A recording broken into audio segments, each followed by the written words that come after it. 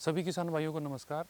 जैसे हम बात करते हैं इनकम को डबल करने की, अगर किसान भाई थोड़ा सा भी अगर रिस्क उठाते हैं तो इनकम डबल की बजाय 10 गुना तक कर सकते हैं। इसका एक एग्जांपल है, मैं आया हूँ केवड़क गांव में। ये आप देख रहे हैं खेत, इस खेत में नेट हाउस लगाया हुआ, जैसे आप इसमें देख पा रहे हैं। इस नेट हाउस में इन किसान ने यहाँ पे खरबूजे की खेती की है। खरबूजा जो नॉर्मल अपन खाते हैं वो खरबूजा नहीं है, ये आलिया वैरायटी है। और ये आलिया वैरायटी की इतनी डिमांड है क्योंकि स्वीटनेस जो है इसकी नॉर्मल वैरायटी से ज़्यादा होती है। और ऑफ सीज़न क्रॉप इन्होंने लगाई है। और आप ये देख पा रहे हैं कि ये जो एक का जो साइज़ है, इसमें एक पेल में ये एक ही होता है।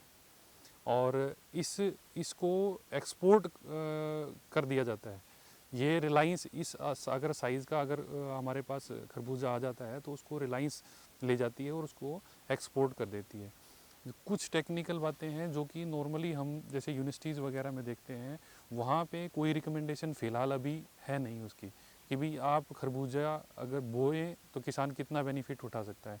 इसकी फर्टिगेशन पे हमारे जितने भी साइंटिस्ट हैं उनको इनके ऊपर काम करने की ज़रूरत है, ताकि इन किसान भाइयों का, जैसे इसमें थ्रिप्स आया हुआ आप देख सकते हैं, यहाँ पे थ्रिप्स आया, अगर ये थ्रिप्स नहीं आता, अभी इनकी ये ले रहे हैं 1 एकड़ में सारा खर्चा निकाल के ले रहे हैं 4 लाख रुपए के लगभग ये कमा लेंगे पूरा खर्चा निकालने के बाद।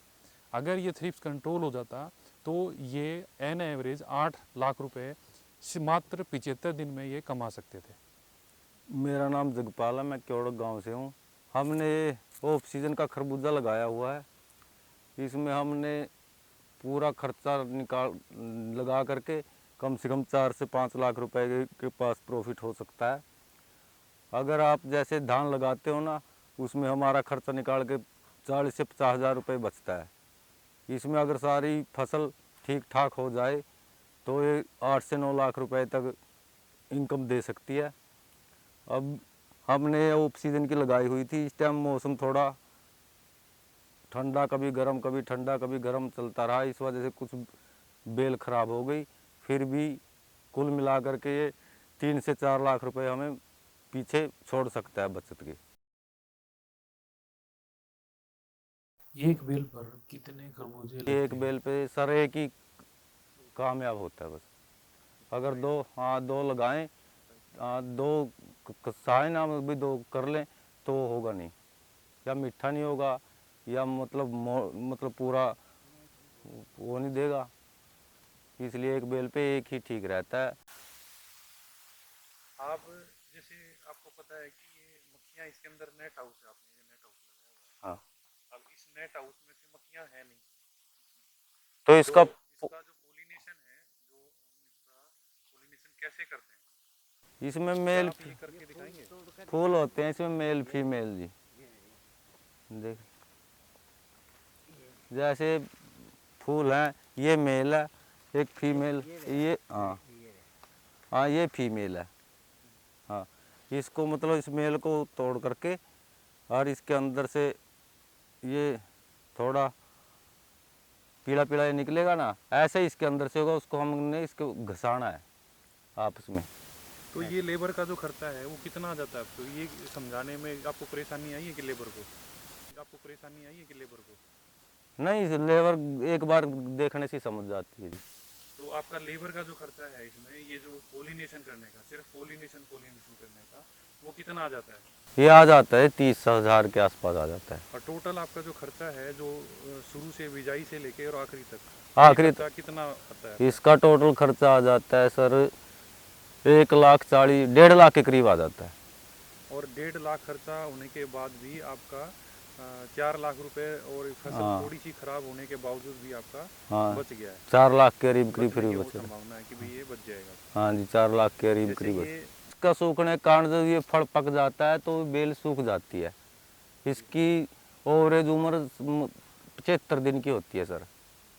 75 दिन के बाद फल भी पक जाता है, बेल भी सूख जाती है। ये आपको इसको फल को बेचने में कोई परेशानी आई है? ना जी, अभी तक तो आई नहीं। ये आप इसको कहाँ कहाँ बेचते हैं? चंडीगढ़, पटियाला भेजा हमने, और थोड़ा रेट कम लगा इसका। चंडीगढ़ ठीक लग गया, दिल्ली ठीक, आज़ादपुर मंडी में, बाकी रिलायंस वाले खरीद लेते हैं। जो प्रॉपर साइज का होता है उसको एक्सपोर्ट कर देते हैं। हाँ, ऐसा फल तो रिलायंस वाले नहीं छोड़ते जी, सबसे बढ़िया रेट दे देते हैं। मतलब इसकी डिमांड काफ़ी है। हाँ काफ़ी है, डिमांड बहुत है। आप देख रहे हैं फसल पक चुकी है और बेल सूख चुकी है। किसान के मुताबिक अगर मौसम ठीक रहता तो ये सारी फसल का खर्चा निकाल के लगभग 8 लाख रुपए पर एकड़ के हिसाब से इनको 75 दिन में मिल सकते थे। ये फसल दूसरी फसलों के मुकाबले काफ़ी अच्छा प्रॉफिट दे चुकी है या दे देगी। आपको कंपनी देती है। आप देख पा रहे हैं किसान इसको इस तरह से पैक करके भेजते हैं और ये सारा का सारा मटेरियल इनको कंपनी प्रोवाइड करवाती है। कितनी किले हैं आपके पास? मेरा भारत के सभी कृषि वैज्ञानिकों से अनुरोध है कि नेट हाउस में खरबूजे और तरबूज के ऊपर भी रिसर्च करें। मैंने कुछ जाने माने वैज्ञानिकों से जब इस बारे में बात की तो वो कृषि वैज्ञानिक सॉल्यूशन की बजाय खिल्ली उड़ाने में ज़्यादा विश्वास रख रहे थे कि खरबूजा नेट हाउस में होता ही नहीं है, हमने तो कभी देखा नहीं है, ये फिजिबल ही नहीं है, क्योंकि ऐसा पॉसिबल नहीं है।